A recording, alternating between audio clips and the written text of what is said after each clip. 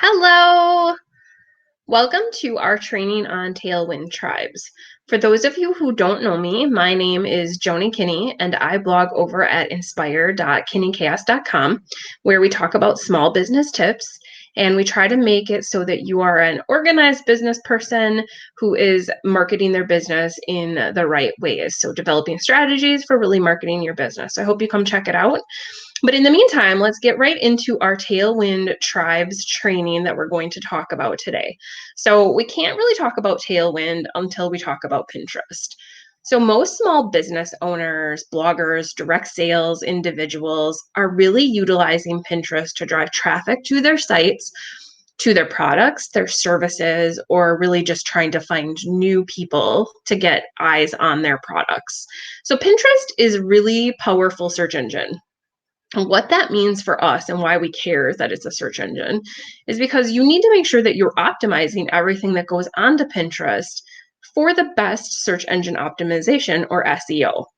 One of the ways that you can do this is having really good board strategy. That includes naming your boards and making sure that your descriptions are fully filled out. But it goes a little bit beyond that too, because with any search engine or blog that you're doing, you really need to make sure that you're consistent. Google really likes consistency. So automation helps with that. One of the tools that we recommend for automating your Pinterest strategy is Tailwind. There are others out there like Planoly. They're also a Pinterest partner, but Tailwind really has the best features built in present day. So what does that really mean to you? What is this? So, Tailwind is a scheduling program, if you don't already have it, that allows you to pre plan out your pins so that they can post to your Pinterest account at recommended intervals. Tailwind allows you to set up a schedule based on when your followers are going to be active or when it believes your followers will be the most active. But you do also have the ability to manually request whenever you want a pin to pin. So, if you're scheduling a promotion, if you are scheduling blog post to be live, you can schedule a pin to go along with that. And you can also lock it in so that it doesn't move if you do some shuffling features that Tailwind has as well. So there's tons of features of Tailwind, and I have an entire course on all of that, but that's not what we're really here to talk about.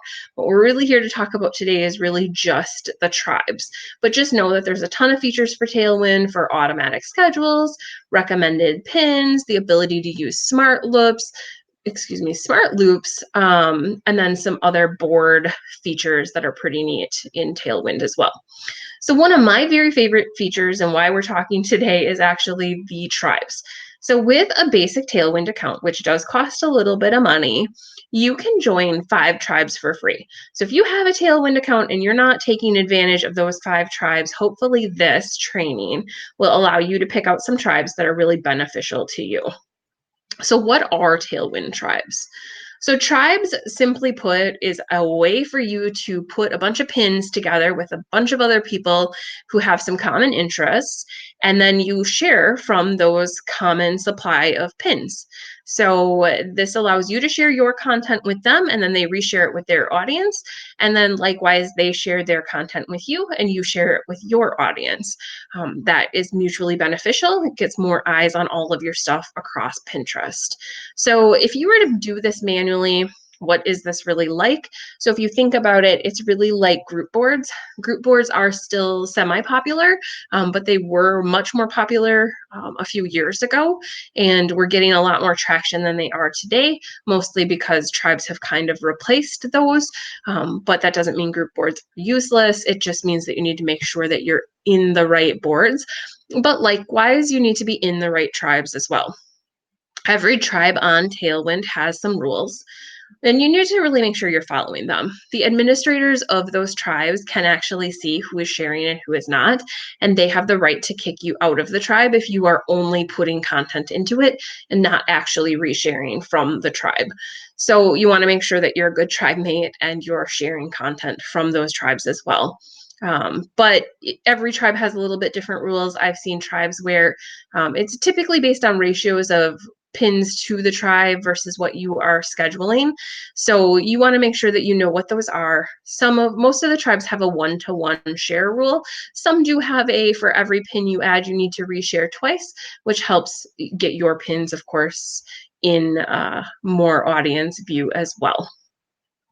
So how do we find tribes?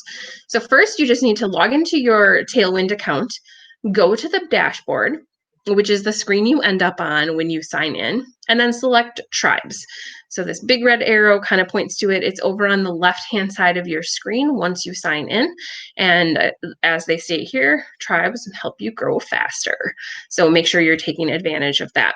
So if you want to actually find a tribe to join, what you do is you click on the Find a Tribe that shows up across the top. It's the second option. The big red arrow here kind of points it out for you once you're on that tribe tab. So once you click on that, you're going to get a search bar window that allows you to enter keywords or subjects that you want to find tribes on. So in this example, we searched for small business, but you could literally search for any topic and you're probably going to find a board. There are hundreds, or excuse me, not a board, a tribe. There are hundreds of them. So how do you join a tribe? So what you need to do is click on the little button that is to the right of the tribe that you're looking to join.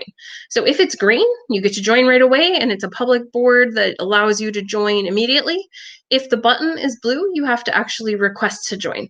Once you click on the request to join, you're going to get a little pop-up window that goes to whoever is the admin of that board that you can type in a comment to say, hey, I really love your board, your tribe. I would love to be a part of it.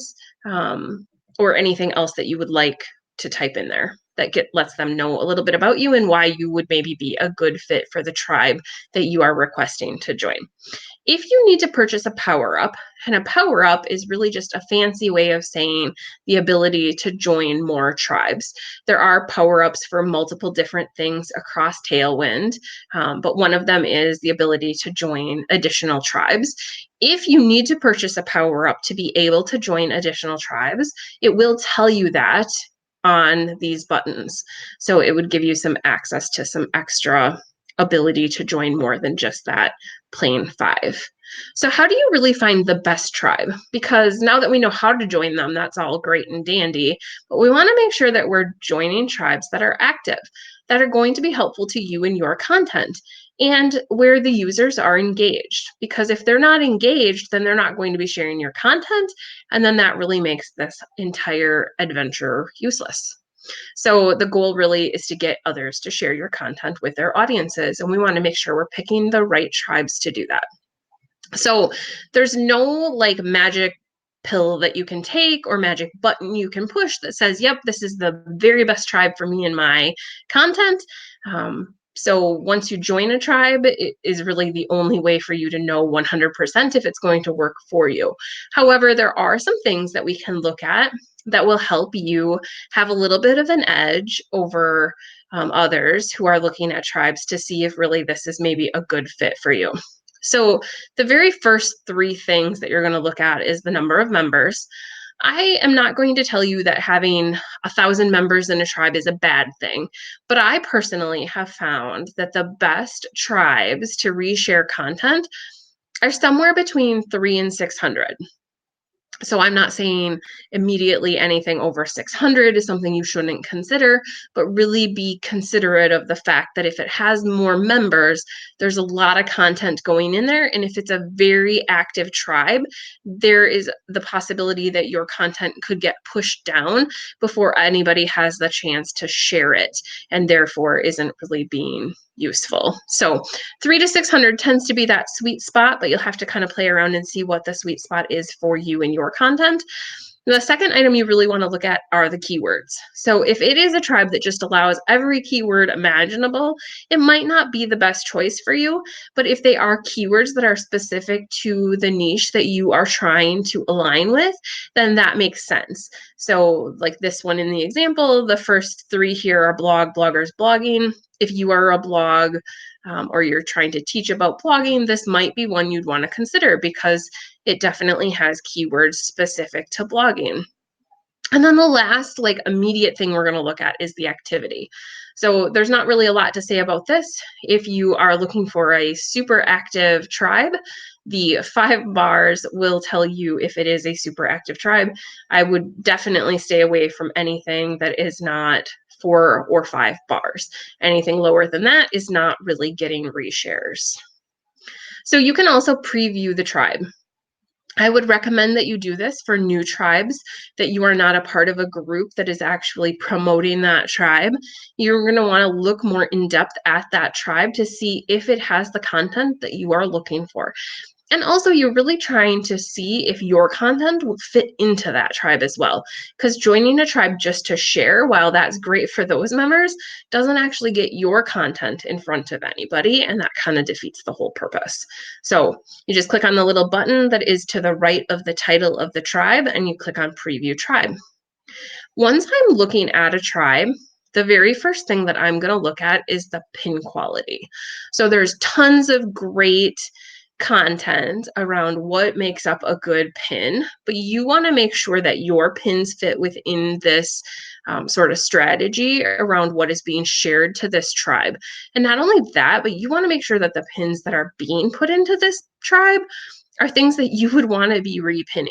So if it's just a bunch of really awful pins, then I would definitely stay away from it. So if you look at it and you're immediately like, whoa, I wouldn't share those, then you got to make sure that that isn't something you're joining, because the whole goal is to share and have items reshared.